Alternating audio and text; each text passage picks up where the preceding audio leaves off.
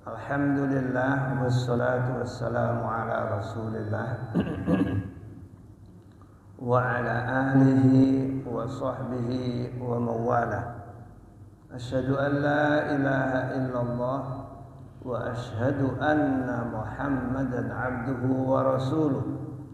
Allahumma salli wa sallim wa barik ala abdika wa rasulika Muhammadin wa ala alihi wa sahbihi wa tabi'ina ila yaumiddin, amma ba'd.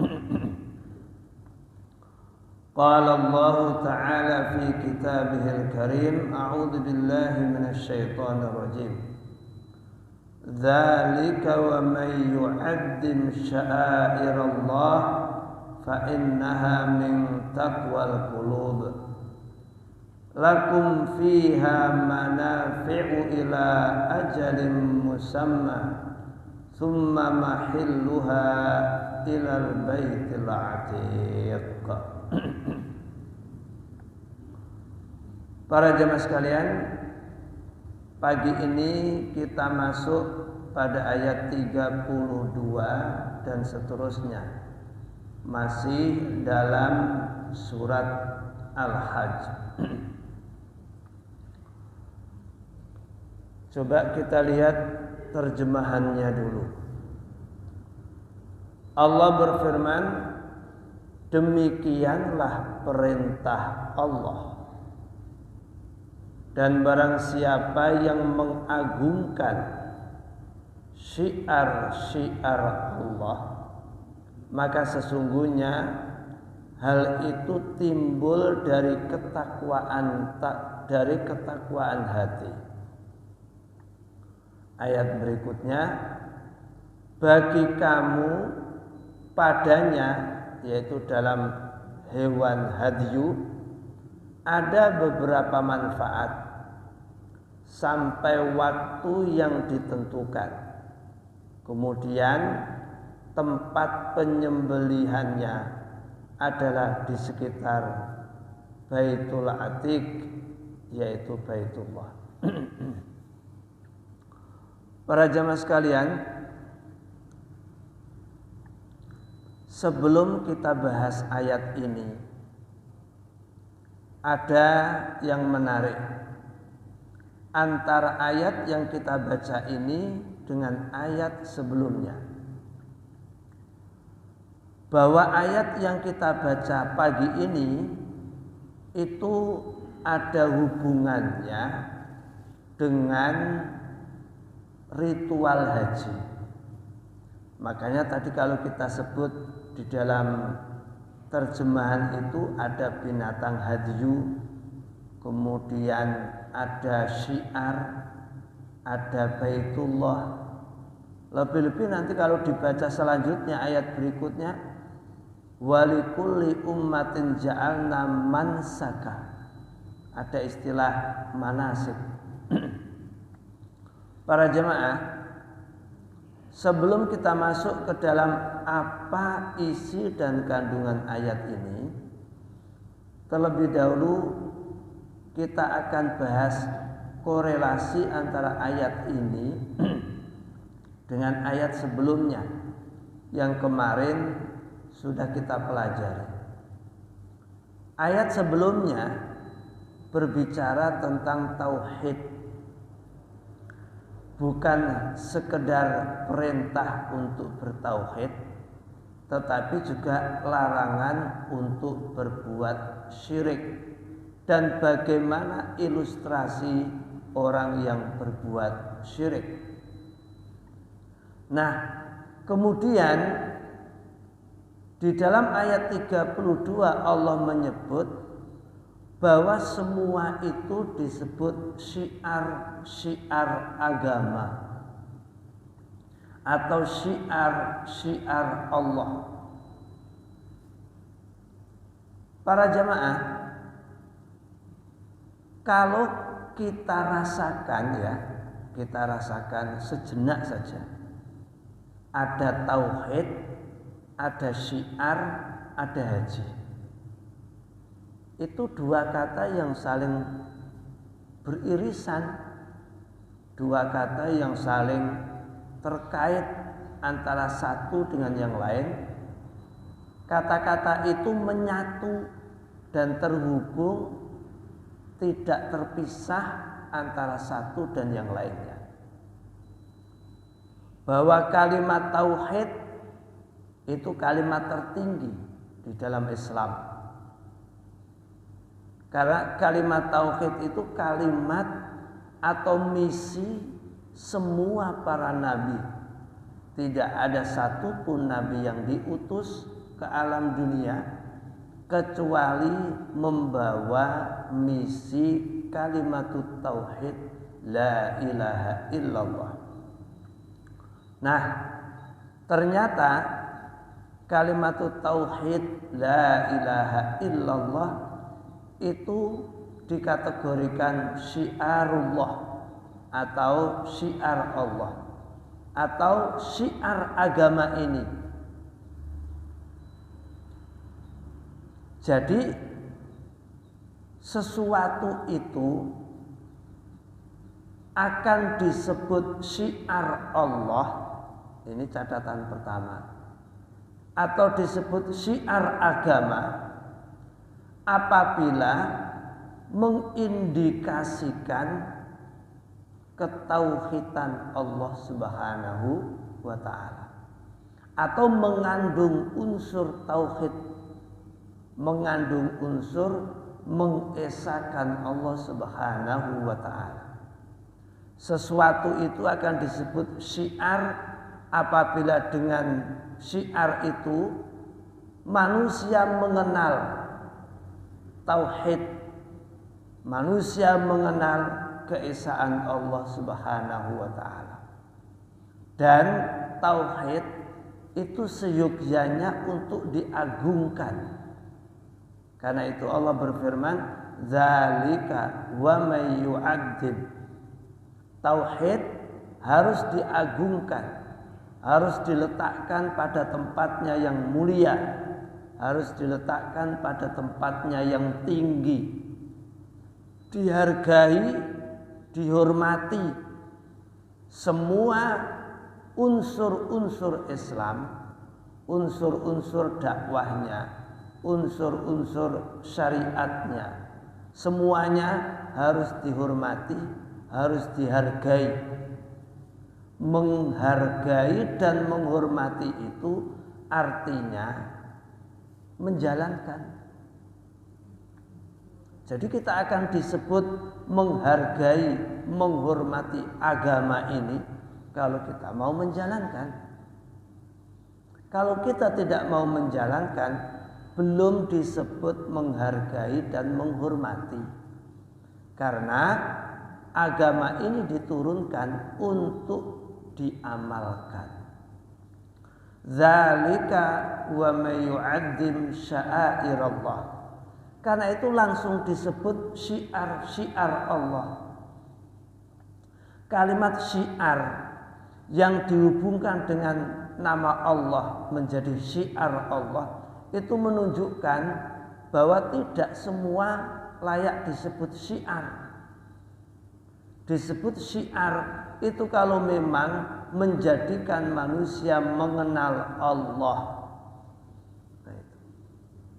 Jadi tidak semua amalan manusia disebut syiar, tidak disebut semua budaya disebut syiar.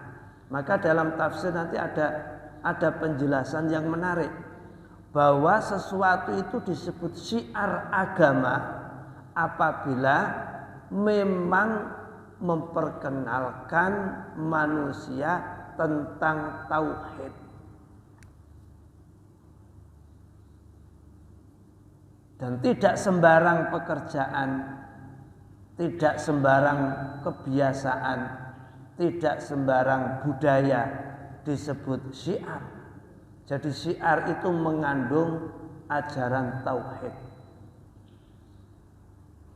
Dzalika wa may yu'azzim sya'airallah. Nah, tauhid, syiar dan haji.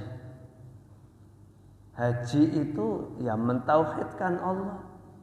Bagaimana tidak seluruh manusia dari penjuru dunia menuju pada titik yang satu, yaitu Masjidil Haram yang di dalamnya ada Baitullah.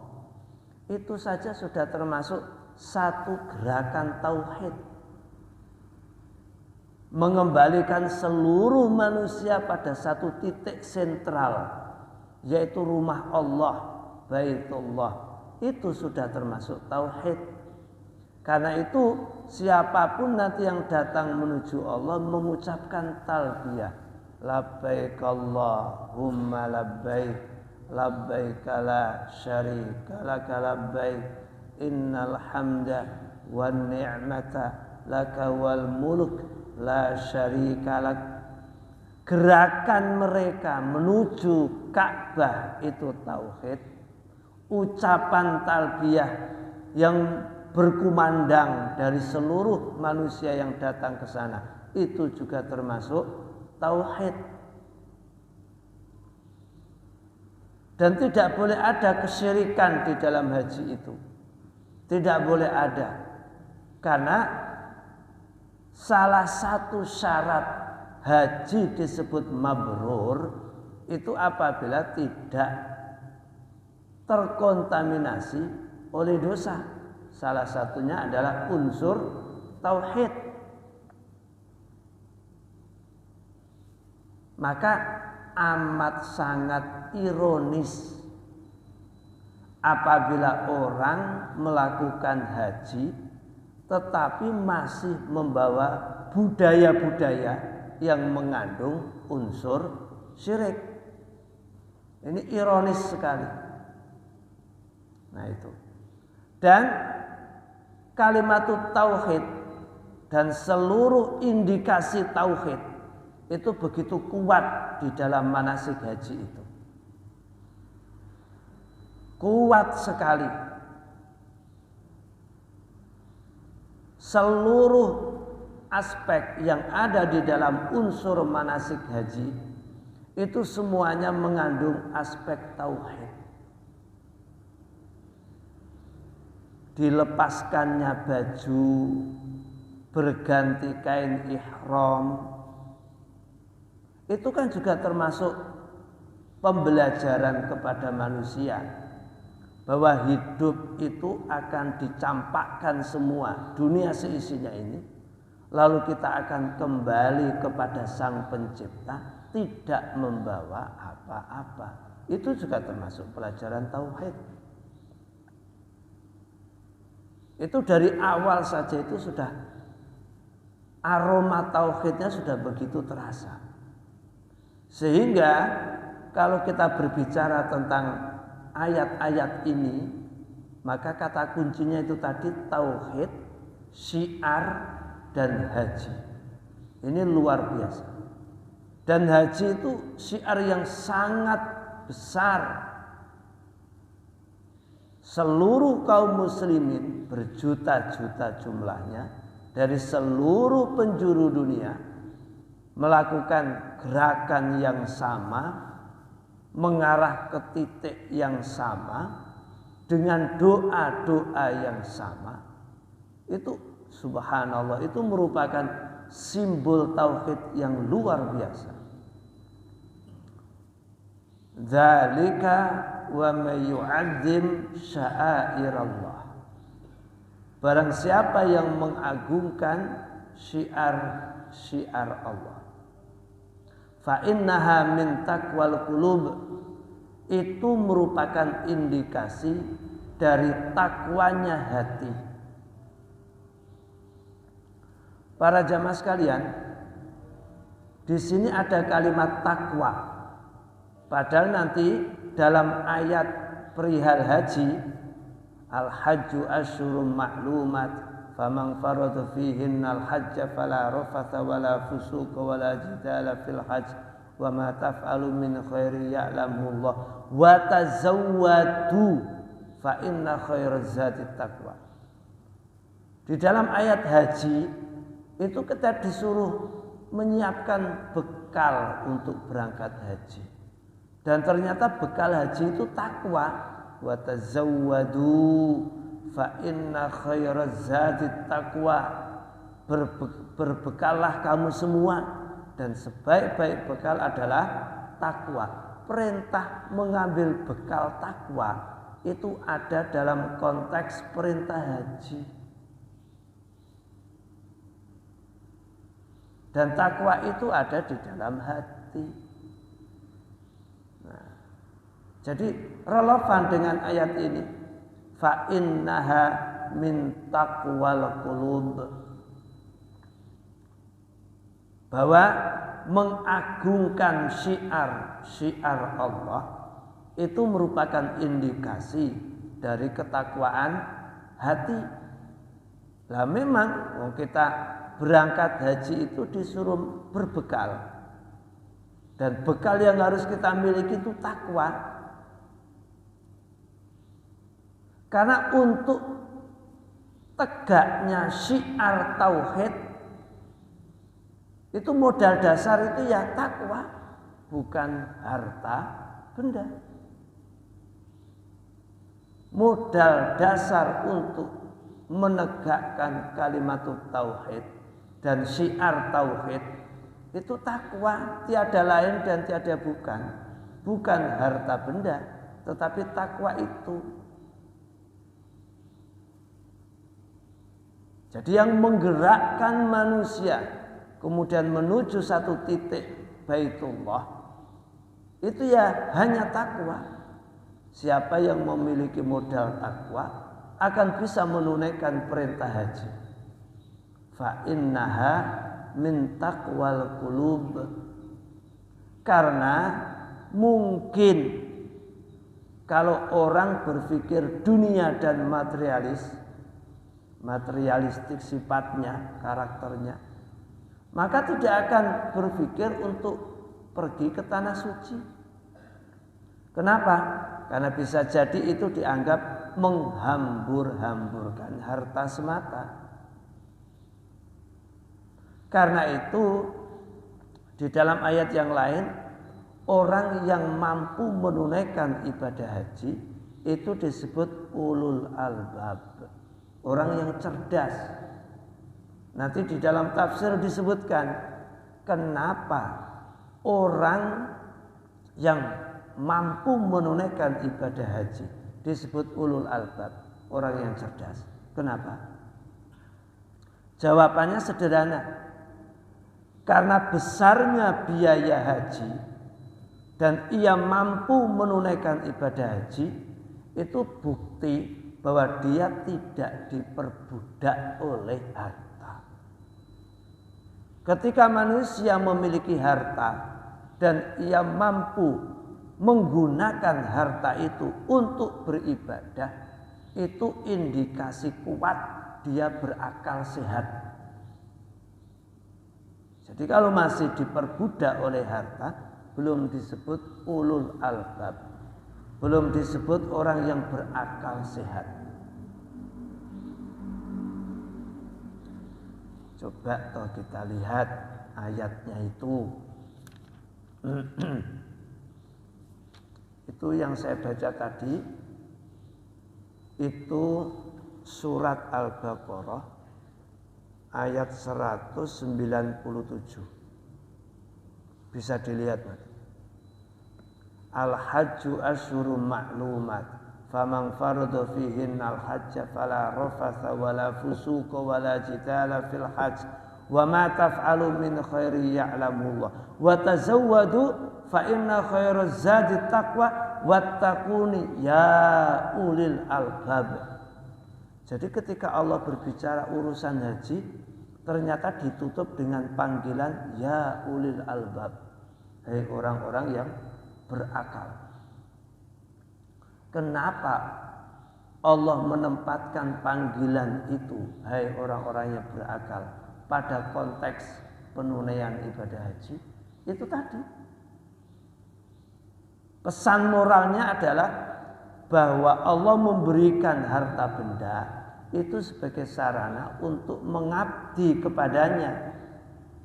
Maka orang kalau diberikan kekayaan tetapi tidak mampu menundukkan kekayaan itu untuk beribadah, berarti dia tidak ulul albab, tidak punya akal. tidak cerdas, tidak sehat akalnya. Nah, itu. Maka berbahagialah orang-orang yang mampu menunaikan ibadah haji, dan mudah-mudahan hajinya mabrur. Termasuk saudara-saudara kita yang hari-hari ini mempersiapkan diri untuk menuju tanah suci dalam rangka memenuhi panggilan ilahi, menunaikan ibadah haji. Kita doakan mereka semua dalam kondisi sehat walafiat, diberikan kemudahan oleh Allah Subhanahu wa taala, selamat berangkat, selamat selama di sana, pulang pun selamat membawa predikat haji mabrur. Itu yang kita doakan. Dan jika itu terpenuhi, maka mereka semua layak disebut ya ulil albab, hai orang-orang yang cerdas. Cuman lah nek wong ki ngentit dhuwit, pejabat korupsi banjur budal kaji. Lah kuwi piye? Wa qur rabbi fir warham wa anta arhamur rahimin.